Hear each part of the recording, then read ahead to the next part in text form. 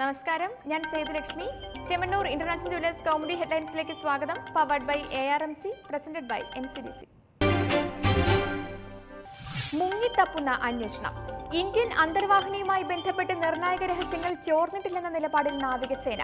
പുറത്തായ വിവരങ്ങൾ 5 വർഷം പഴക്കമുള്ളതെന്നും ആശങ്ക വേണ്ടെന്നും വിശദീകരണം.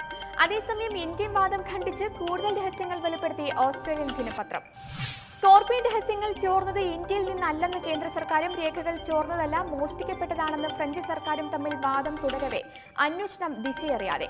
നിലവിൽ സംശയം സ്കോർപിയൻ പദ്ധതിയുമായി ബന്ധപ്പെട്ട് ഇന്ത്യയിലുള്ള ഫ്രഞ്ച് ഉദ്യോഗസ്ഥനെ. അതേസമയം പുറത്തായ രേഖകളുടെ വ്യാപ്തിയും പ്രാധാന്യവും വിലയിരുത്താൻ നാവികസേനയുടെ ഉന്നതതല സമിതി. ഫ്രാൻസുമായി ഈ വിഷയം ഇന്ത്യ നയതന്ത്ര തലത്തിൽ ഉന്നയിക്കും.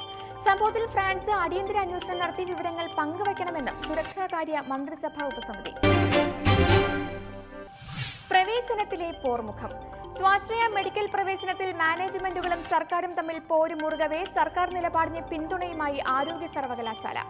സർക്കാർ അംഗീകരിക്കാത്ത പ്രവേശനങ്ങൾക്ക് രജിസ്ട്രേഷൻ നൽകേണ്ടെന്ന് തീരുമാനം. പുതിയ വഴിത്തിരിവ്. സർക്കാർ ഉത്തരവ് വെല്ലുവിളിച്ച് സ്വാശ്രയ കോളേജുകൾ സ്വന്തം നിലയ്ക്ക് പ്രവേശനം നടത്താൻ ഒരുങ്ങുന്നതിനിടെ മുഴുവൻ സ്വാശ്രയ സീറ്റും ഏറ്റെടുത്തുകൊണ്ടുള്ള സർക്കാർ ഉത്തരവ് പ്രകാരം സ്വാശ്രയ മെറിറ്റ് സീറ്റിലെ പ്രവേശനം സംസ്ഥാന എൻട്രൻസ് പട്ടികയിൽ നിന്ന്.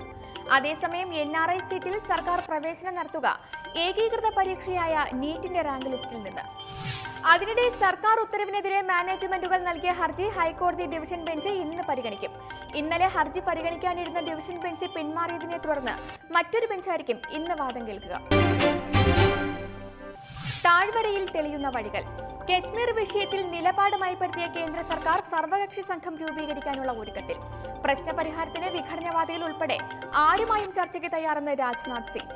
ഇന്ത്യയുടെ ഭാവി കശ്മീരിന്റെ ഭാവിയുമായി ബന്ധപ്പെട്ടിരിക്കുന്നു എന്നും ആഭ്യന്തരമന്ത്രി. താഴ്വരയിലെ സംഘർഷങ്ങൾ 48 ദിവസം പിന്നിടുമ്പോൾ വിവാദമായ പെല്ലറ്റ് തോക്കുകൾക്ക് പകരം പവർ ഷെല്ലുമായി കേന്ദ്രത്തിന്റെ പുതിയ പരീക്ഷണം. മാരകമായി പരിക്കേൽപ്പിക്കാത്ത പുതിയ ആയുധം അക്രമാസക്തരാകുന്ന ജനക്കൂട്ടത്തെ കുറെ നേരത്തേക്ക് നിർവീര്യമാക്കാൻ മാത്രമെന്നും വിശദീകരണം.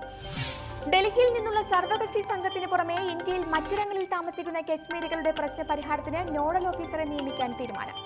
2 ദിവസത്തെ കശ്മീർ സന്ദർശനം പൂർത്തിയാക്കി രാജ്നാഥ് സിംഗ് ഡൽഹിയിൽ മടങ്ങിയെത്തിയത് ഇന്നലെ വൈകിട്ട്. നടുക്കം മാറാതെ ഇറ്റലി.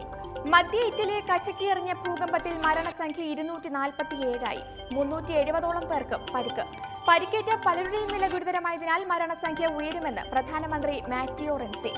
കെട്ടിടാവശിഷ്ടങ്ങൾക്കിടയിൽ ഒട്ടേറെ പേർ കുടുങ്ങിക്കിടക്കുന്നതായും സംശയം. രക്ഷാപ്രവർത്തനം പുരോഗമിക്കുന്നു.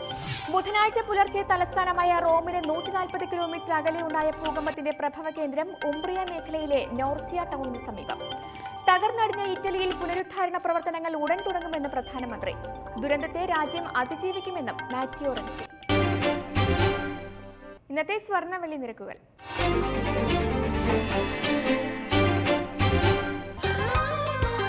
തരകൻസ് റോയൽ ജ്വല്ലറി കുന്നംകുളം സ്വർണം വെള്ളി നിരക്കുകൾ നിങ്ങൾക്കായി അവതരിപ്പിക്കുന്നത് പറഞ്ഞു ചെല്ലുന്നതിനേക്കാൾ നല്ലത് അറിഞ്ഞു ചെല്ലുന്നതാണ്. Tharakans royal jewellery Kunnamkulam, Abu Shagara, Sharjah.